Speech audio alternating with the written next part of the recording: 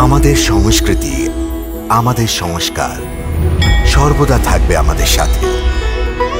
ভারতের মহান গ্রন্থ আর কাব্যের সম্পূর্ণ সংকলন। সাবস্ক্রাইব করুন তিলক। অবশ্যই শ্রী বসুদেব ছল করে ওকে অন্য কোথাও পাঠিয়ে দিয়েছেন। ওরই সন্ধানে ওর গুপ্তচর গ্রামে গ্রামে ঘুরে বেড়াচ্ছে।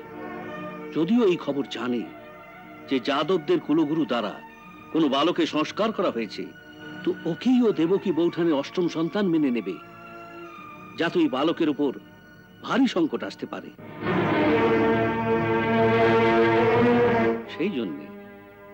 সেই জন্যে গুরুদেব এই যোজনা ভেবেছেন যে আশ্রমের গোশালায় দুই বালকের সংস্কার গুপ্ত রীতিতে যেন করা হয়।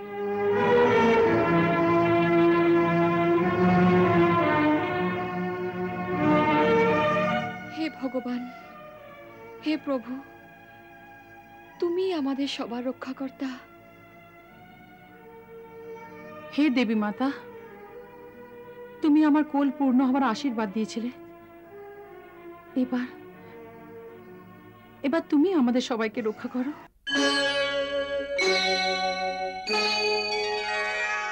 কুমার বসুদেব, যেমন আমি আপনাকে বলেছিলাম, আমি মহর্ষি শাণ্ডিল্যকে বার্তা পাঠিয়ে দিয়েছি। সেই অনুসারে উনি এক যজ্ঞ অনুষ্ঠান করে আমাদের তাদের সম্মিলিত হওয়ার জন্য নিমন্ত্রণ পাঠিয়েছেন। এই প্রকারে আমাদের গোকুল যাওয়াতে কংসের কোনো রকমেরই সন্দেহ হবে না। আর আমি আপনার ইচ্ছানুসারে শাস্ত্র মর্যাদার অনুরূপেই আপনার পুত্রের নামকরণ সংস্কার সম্পন্ন করে দেব। গুরুদেব, এর সবই আপনার পরম অনুকম্পা যে। গুরুদেব, আমার পুত্রকে আমার তরফ থেকে দীর্ঘায়ু হবার আশীর্বাদ অবশ্যই যেন দেন। দেবী, মনুষ্যের জন্য দীর্ঘায়ু হওয়াই পর্যাপ্ত নয়, ওকে তো এমন আশীর্বাদ দাও যে ওর জন্ম যে উদ্দেশ্যে হয়েছে তাতেও সফল হোক।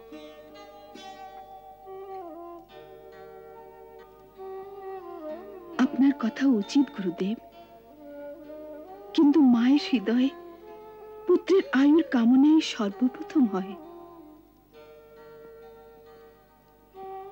আর আবার সেই মাতার হৃদয়, যার 6 পুত্র জন্মের সাথেই কালে গ্রাসে সমাপ্ত হয়েছে,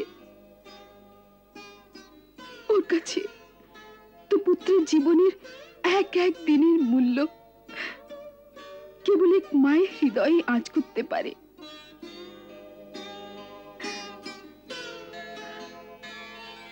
আপনি একে স্ত্রী হৃদয়ের দুর্বলতা হয়তো বলেন, কিন্তু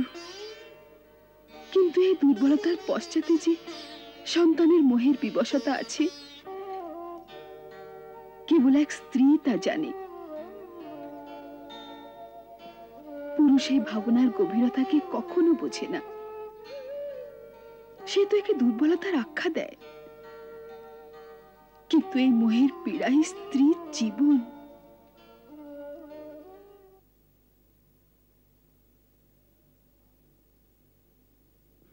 না দেবী, আমি একে স্ত্রীর দুর্বলতা বলে মনে করি না। এই যে এক মাতার হৃদয়ের প্রতিপল আপন সন্তানের জন্য মঙ্গল কামনায় উদ্বেলিত হয়, সে তো নির্মল প্রেমের এমন এক দিব্যরূপে মুহূর্ত যা পূর্ণত নিশ্চল রয়, যা স্বার্থরহিত, যা এক ঝর্ণার মতো নিরন্তর বয়ে চলেছে। সত্য প্রেমের এমন দিব্য ঝর্ণা সারা সৃষ্টিতে মায়ের হৃদয় ছাড়া আর কোথাও পাওয়া যায় না। আর সেই জন্যেই মায়ের আশীর্বাদ প্রাণীর জন্য সবচেয়ে বড় রক্ষা কবচ। মায়ের এই নির্মল প্রেমই প্রাণীর সবচেয়ে বড় শক্তি। সেই জন্যে যে অভাগা নিজের মায়ের মনে ব্যথা দেয়, সেই সংসারে কখনো বিজয়ী হতে পারে না। তাই হে দেবী, আমার কথার অন্যথা করো না কো। আমি তোমার এই আশীর্বাদ তোমার সন্তানের কাছে অবশ্যই পৌঁছে দেব। মাতার আর কি আদেশ আছে?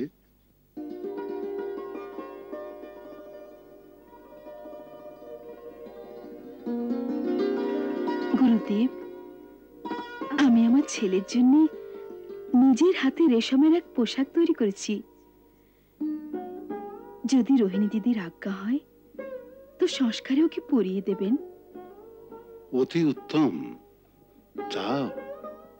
আমার কোনো অনুমান নেই যে ও কত বড় হয়ে গেছে।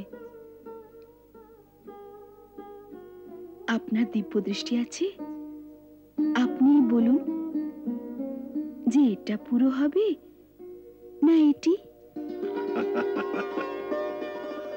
মা তো আত্মার চোখ দিয়ে আপন পুত্রকে দেখে নেয়, মায়ের অধিক সাধুর দৃষ্টি হতেই পারে না। এ তুমি ভালোই করেছো যে দুটোই দিয়েছো। দুটোই আমার হাতে দাও।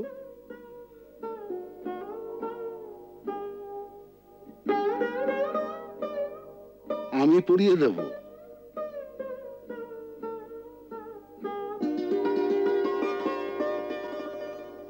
ধন্য আপনার লীলা প্রভু।